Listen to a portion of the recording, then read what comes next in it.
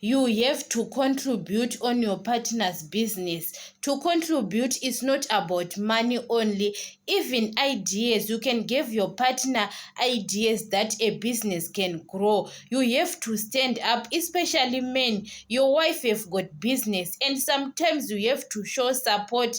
Be there at that business. Even your wife have got a restaurant, one day stay at that restaurant, maybe the whole day. You are helping with something, 1 2 3, wash the plates, cut the meat, everything. It's very good to contribute. To contribute is not about money only. Even women, your husband have got a business. Sometimes we have to contribute, to stand up, give your husband some of the ideas. Maybe that business can be successful. Because sometimes, guys, when you don't contribute anything on that business, your partner is running the business every time alone. You are not there, you are not supporting or to visit your husband at his business. So sometimes, guys, you have to support, to show support, to contribute anything. Maybe your husband doesn't have some of the good ideas. Give ideas